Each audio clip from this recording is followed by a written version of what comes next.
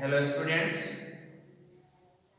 today we have to study a poem of First Fly,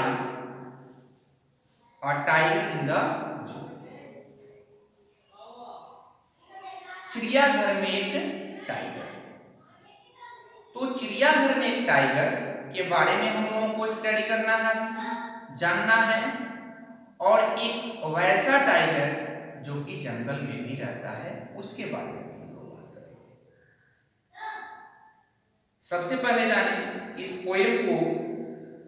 poem के poet जो हैं वह लेस्ली नॉरिस हैं, जिन्होंने इस पोएम को रिटन किया है।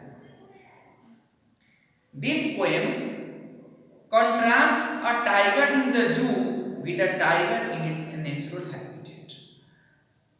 यह जो आपका पोएम है इसमें वैसा विरोधाभास बताया गया है, ऐसा कंट्रास्ट है इसमें कि एक जिसका नेचुरल हैबिटेट है, प्राकृतिक वातावरण में जो रहता है उसके बारे में है, और एक वैसे टाइगर के बारे में है जो कि जू में रहता है। This poem moves from the zoo to the jungle and back again to the zoo. Read the poem silently once and see which stanzas speak about the tiger in the zoo and which ones speak about the tiger in the jungle. At first we will know, सबसे पहले हम जानेंगे कि एक जो जंगल का tiger होता है वो किस तरह से उसका अपना एक्टिविटीज होगा, किस तरह से वह वर्क करता होगा, इसके बारे में हम देखेंगे। एक जंगल में जो टाइगर रहता है वह फ्रीली, बिल्कुल उसके पास फ्रीडम है, वह कहीं पर भी चला जाता है, जा करके शिकार करता है, प्रे करता है। लेकिन जू के जो टाइगर है उसको प्रे के लिए कहीं भी कुछ नहीं मिलता है, उसको केज के अंदर ही रहना पड़ता है। वहां पर कोई केज नहीं है, वहां पर जो उसका नेचुरल एक टाइगर का जो अपना वर्क है वह जू में नहीं दिखता है।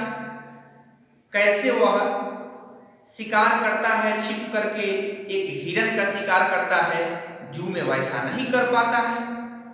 तो इसमें कुछ स्टेंजास दिए गए हैं जिसमें से कुछ स्टेंजा आपको उस जू में रहने वाले टाइगर के बारे में है और कुछ स्टेंजा उसके बारे में है जो टाइगर जंगल में रहता है। इसमें हम लोग पोएम को स्टार्ट करेंगे।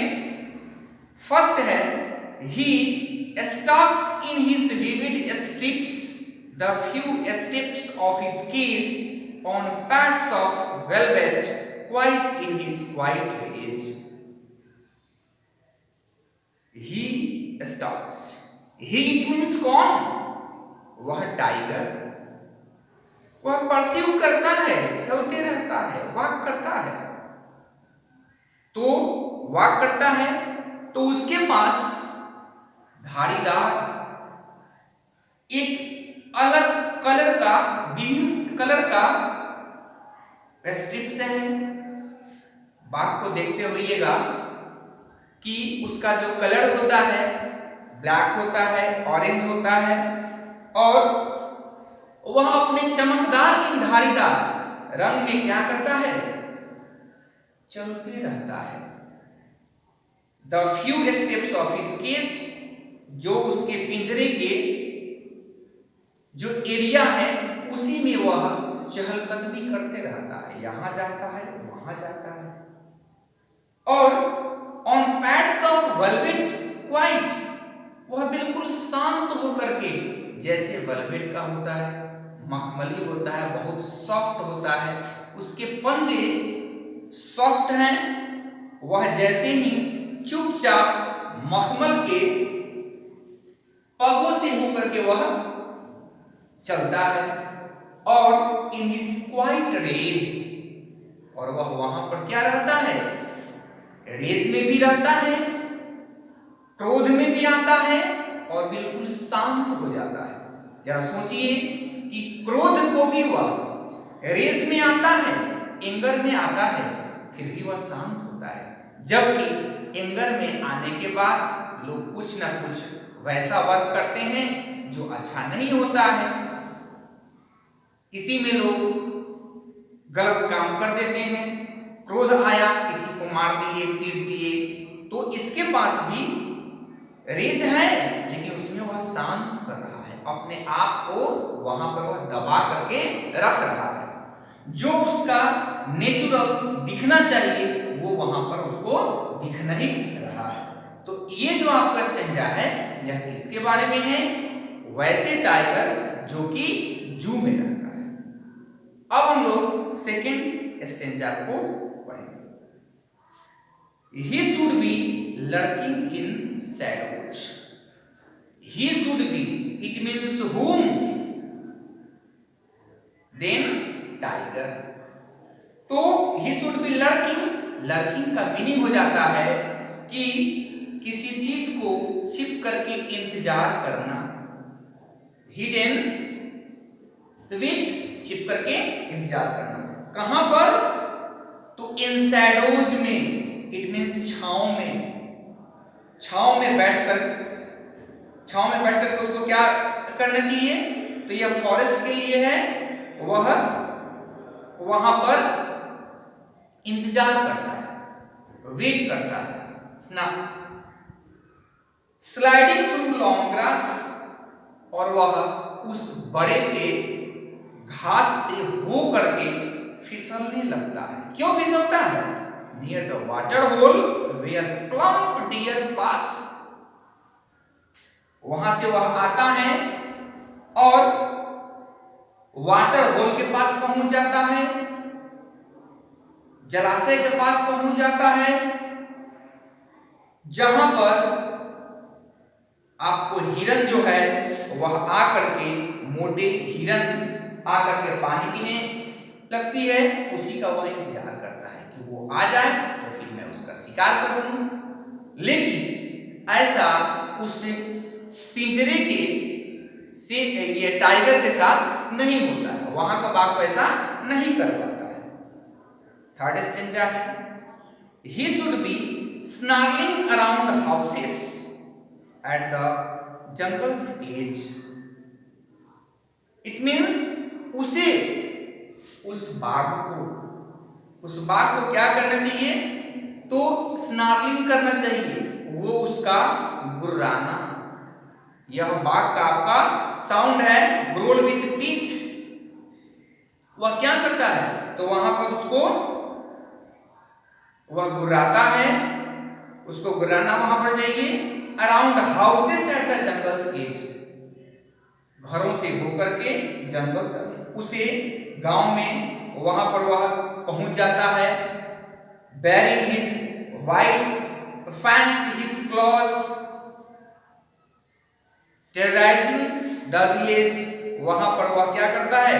गांव में पहुंच करके और घर के चारों ओर वह जा करके गुर्राता है, जंगल तक उसका जो एरिया है, और अपने उजले व्हाइट फैंक्स को दिखाता है, वैसे दांत जो कि काफी नुकीले होते हैं, और उससे वह लोगों को डराता है। ये सब उसका नेचर है। उसके पंजे को देख करके लोग डरते हैं, उसका गुर्राना, उसके दांत को लेकर देख करके लोग डरते हैं। ये सारा जो है वह गांव वालों को दहशत में ला देता है और गांव वाले डर जाते हैं। लेकिन ऐसा उस जू में रहने वाले टाइगर को नहीं करने का मौका मिलता है, क्योंकि वहां पर वह क्या है? लॉक्ड है, वह वहां पर बंद रहता है। नेक्स्ट स्टेंजा में देखते हैं हम लोग, but he is locked in a concrete cell, लेकिन वह कहां पर रहता है? एक कॉन्क्रीट सेल में लॉक्ड रहता है। वह जो आपका टाइगर है जू का, वह कहां रहता है? तो वह लॉक्ड है, वह वहां पर बिल्कुल बंद है। कंक्रीट की मीनिंग आप समझते हैं, जो भी बिल्डिंग्स बनती है वह कंक्रीट की है, बनी हुई है। तो ये जो वहां पे बंद है शेर, he is strength behind bars, उसकी शक्ति जो है वह उस सेल में बंद है, उसके पीछे बंद है, लोहे की सलाखों के पीछे वह बंद है। Stalking the length of his cage ignoring visitors, और वह उसमें केज में क्या करता है कि वह वॉक करते रहता है, और जो भी विजिटर्स उसके पास आते हैं वह उसको देख करके इग्नोर कर देता है। जबकि टाइगर किसी विजिटर्स को, किसी ह्यूमन बींग्स को देख करके वह इग्नोर नहीं करेगा, वो उस पर अटैक करेगा। लेकिन यहां पर यह नहीं भी चाह करके, चाहता है कि मैं करूं, लेकिन सलाखों के पीछे है, उसकी सारी शक्ति भी बंद है, आखिर वह कैसे अटैक करे। इसीलिए जब वो किसी विजिटर्स को देखता है तो वहां पर वो उसको इग्नोर कर देता है। फिर क्या होता है कि लास्ट में he hears the last voice at night, the patrolling cars। आप लोग पेट्रोलिंग वर्ड सुनते होइएगा, पुलिस की गाड़ी जो गश्ती करती है वो पेट्रोलिंग कहलाता है। तो वह लास्ट वॉइस जो उसका होता है रात में, वह सुनता है किसकी, तो पेट्रोलिंग कार्स का सुनता है। पुलिस जो गश्ती करते चली जाती है उसके साउंड को वह सुनता है, और and stairs with his brilliant eyes at the brilliant stars, और अपनी उस चमकती हुई आंखों से, ब्रिलियंट आईज से वह ब्रिलियंट स्टार्स को देखता है, जो कि उसको देखने के सिवाय अब तो कुछ करना है नहीं, क्योंकि वह बिल्कुल लॉक्ड है, तो फिर कुछ कर नहीं सकता, फ्रीडम तो उसे है नहीं। इसे यह जाना जाता है कि वहां पर जो आपको टाइगर है वह काफी सैड है, उसको कोई फ्रीडम नहीं है, वह चाह करके भी कुछ नहीं कर पाता है। अपने नेचुरल जो भी उसके चीज हैं उसको वह नहीं दिखा सकता है, कि कैसे वह पंजे को दिखाए, कैसे गुर्राए, कैसे दहशत फैलाए, कारण कि सारा चीज उसमें लॉक कर दिया गया है उसको। अब हम लोग इसमें कुछ लिटरेरी डिवाइस के बारे में जानेंगे। तो पहला है इसमें कि आपको एक वर्ड दिया गया है, आप जानते होइएगा पर्सोनिफिकेशन, एक आपको फिगर्स ऑफ स्पीच में स्टडी करना पड़ना है, मानवीकरण।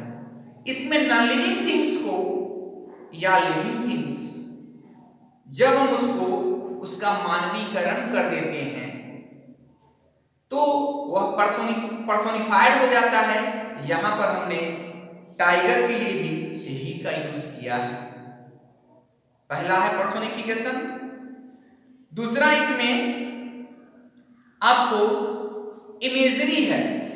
इमेजरी इसलिए मैंने कहा कि आप बैठे हुए हैं, आप पोएट हैं और जंगल के उससे टाइगर के बारे में कुछ लिख रहे हैं, इमेज आप अपना व्यू क्लियर कर रहे हैं, यहां पर बैठे हुए हैं, ऐसा देख रहे हैं कि जू का जो टाइगर है उसको जाकर के हमने देखा, लेकिन जंगल में जाने के बाद हो सकता है वह मेरे ऊपर अटैक कर दे, तो यह इमेजरी है। अब नेक्स्ट है, इसमें आप फर्स्ट स्टेंजा में एक चीज और देखेंगे, ऑक्सीमोरन आता है। उसमें क्या है कि क्वाइट रेज, जैसा कि मैंने बताया भी आपको कि क्वाइट रेज में बिल्कुल शांत और क्रोध, तो अगर एंगर किसी के अंदर आ जाए तो फिर वो आदमी शांत कैसे रहेगा, कुछ ना कुछ तो करेगा ही, चाहे वह जो करे वह गुस्से में आ जाता है। तो यहां पर यह ऑक्सीमोरन है। अब हम लोग इसके राइम स्कीम के बारे में देखेंगे। पहला है क्या, आपको लाइन स्ट्रिप्स केज क्वाइट रेज, केज एस्ट्रिप्स ए बी लाइन दी गई है, एस्ट्रिप्स केज क्वाइट रेज। यहां पर देखेंगे आप ए केज बी, फिर आपको आ करके यहां पर ये केज रेज, रेज भी आकर के बी हो गया, ये ए है बी है, ये सी हो जाएगा। इसका राइम स्कीम हम लिख देंगे ए बी सी बी। हर स्टेंजा में आपको राइम स्कीम यही है। अब हम लोग देखते हैं क्या इसमें आपको एस्ट्रिप्स के बाद कोई पंक्चुएशन नहीं है, इट इज कॉल्ड इंजैम्पमेंट। यहां पर यह इंजैम्पमेंट हो गया। सेकेंड स्टेंजा में है ही शुड बी, फिर उसको पर्सोनिफाइड किया गया है, पर्सोनिफिकेशन है। और देखेंगे आप कि ग्रास होल पास, ग्रास के बारे में कोई आपको पंक्चुएशन नहीं है, यहां पर इसको इंजैम्पमेंट बोलेंगे, ये भी इमेजरी है। थर्ड स्टेंजा में देखते हैं कि आपको ये एसोनेंस आ जाता है, जैसा कि मैंने आपको बताया था कि एलिट्रेशन, एलिट्रेशन जो आपको बताया था, और उसी में बताया था कि कॉन्सोनेंस और एसोनेंस, जब कोई भी वोवेल लेटर का साउंड जिस पर हम लोग स्ट्रेस देते हैं और वह ठीक वर्ड के मिडिल में आता है, लास्ट में आता है, जैसे कि आपको यहां पर थर्ड स्टेंजा में मैं बता रहा हूं, बेयरिंग आई, हिज आई, वाइट आई, हिज आई। यहां पर आई जो आपको है लेटर, इस पर काफी स्ट्रेस किया गया, बार बार रिपीटेशन है, या आपको एसोनेंस हो गया। सेकेंड स्टेंजा में एलिट्रेशन में देखिए प्लम्प पास, पी पी आ गया, यह आपका एलिट्रेशन है। अब नेक्स्ट हम लोग देखते हैं एलिट्रेशन में आपको फोर्थ स्टेंजा में भी है his strength behind bars, B B. अगर कहीं पर आपको सी सी मिले, डी डी मिले, तो वह आपका एलिट्रेशन हो जाएगा, बशर्ते कि वह आपको किसी वर्ड के स्टार्टिंग में रहे और फिर सेकेंड वर्ड का स्टार्टिंग रहे, थर्ड का रहे, वह पूरा आपका एलिट्रेशन हो जाता है। तो इसमें भी आपको थर्ड स्टेंजा में भी ये आपको एसोनेंस बताया गया, और सेकेंड में आपको प्लम्प पास के बारे में एलिट्रेशन बताया। फोर्थ में भी देखेंगे आप बिहाइंड बार्स है, यहां पर भी बी है, बी है, कोई एलिट्रेशन हो गया। फिफ्थ में लास्ट में आपका राइम स्कीम तो वही है, यह एक इमेजरी, आपको इसमें भी इमेज बताया गया है। तो पोएट ने बहुत ही अच्छी तरह से आपको एक टाइगर जो जू में रहता है और एक टाइगर जो आपको जंगल में रहता है, उस दोनों के बारे में कंपेयर करके बता दिया है। अब हम लोग इसके क्वेश्चन आंसर्स को करेंगे। That's all.